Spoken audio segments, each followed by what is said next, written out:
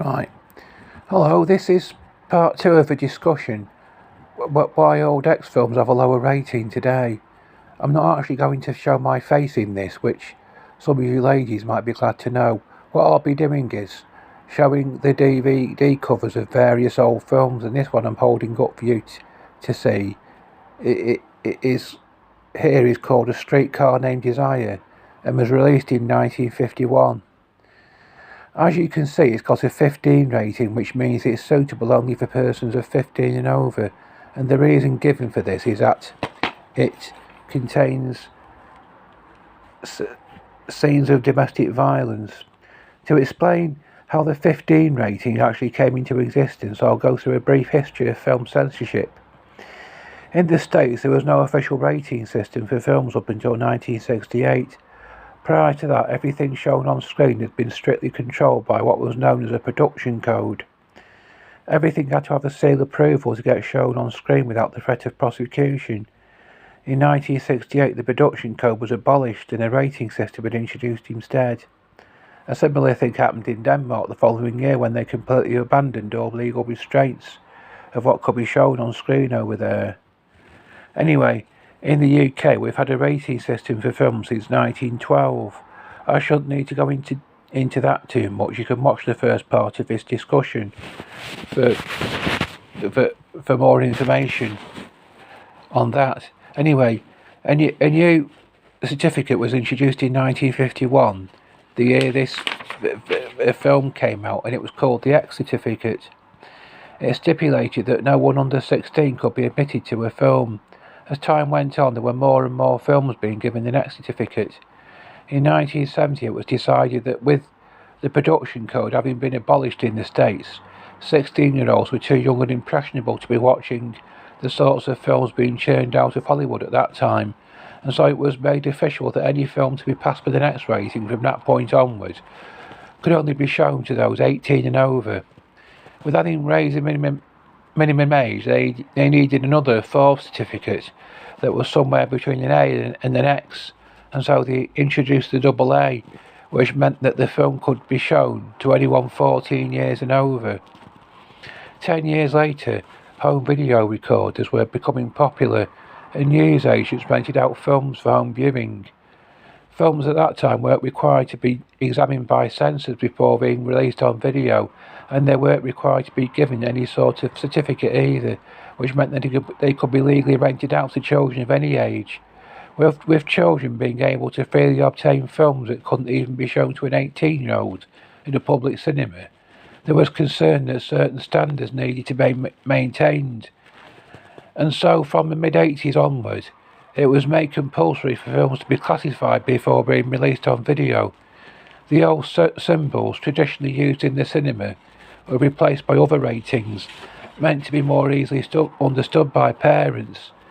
The A certificate was replaced by the American PG, or parental guidance rating, and double A and X were replaced by 15 and 18, which specified the age group the film was considered to be suitable for. This film's 15 certificate is a similar rating to the original X it was shown with back in 1951, as the minimum age is only 1 year lower. However, it's not the same version. The version originally shown in 1951 with an X rating has actually been re-released as a 12A, which simply requires that a child under 12 must be accompanied by an adult. On the back of the DVD it says this: A Streetcar Named Desire, the original director's version, is the Ella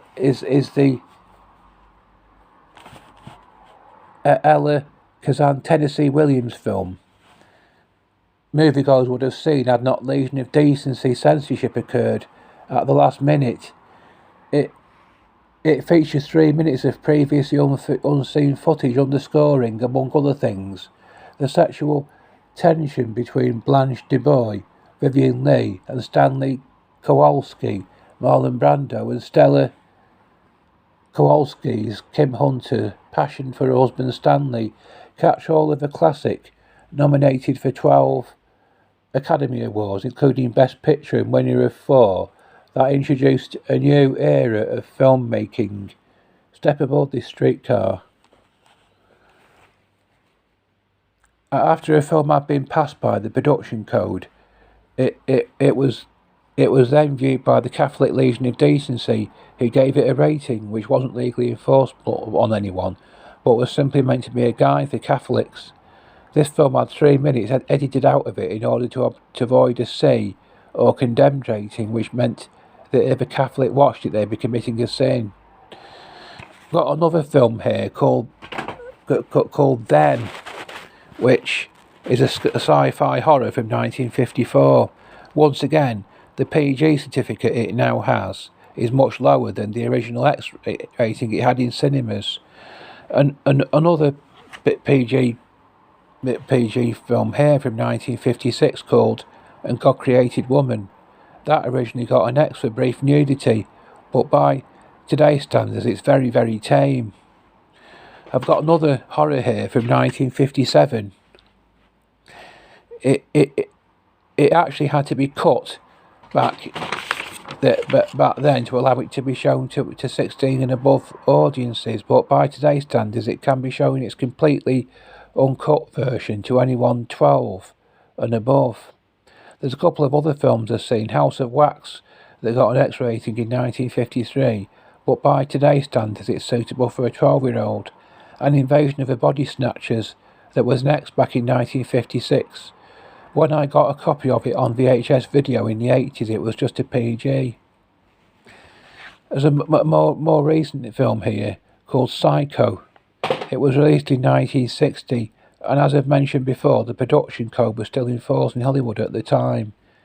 This film ran into difficulties with the code because it showed a woman in bed with her boyfriend with only her underwear on, a toilet being flushed by her, and also her being stabbed to death in the shower. Many still see the film as being a landmark in cinematic permissiveness, and also a key part of the deterioration of moral standards in recent years. However, but by today's standards, even this film is pretty tame. It isn't considered worthy of anything higher than a 15, as you can see. This film here, first released in cinemas in 1979, has an 18 rating, as you can see. It is hardly one of the worst films you could watch, but it has its gory moments. However, my local cinema showed it after it reopened after the first lockdown with a 15 certificate, as it has been re-rated with that lower certificate. Numerous other films have recently had their ratings lowered from an 18 to a 15. What is the reason why the ratings of films are being lowered, and that material, which is nowadays considered suitable for family viewing, was not thought to be so in times past? It is because standards are constantly being pushed down. To illustrate this, the films Driller Killer, Cannibal Holocaust, Zombie Flesh Eaters, and I Spit on Your Grave were all banned in the 80s. Now, however, these films are all available with 18 certificates, some of them completely uncut. There was another film, Deep Throat, released in the US in 1972, which contains scenes of actual sex which are considered indecent and illegal in the UK. However, in the year 2000, the law had become more permissive, and this film was allowed to be sold uncut, with a restricted 18 certificate, which meant it could only be sold in a specially licensed adult DVD shop. So with standards becoming more permissive, a Christian must be selective about what they choose to watch for entertainment.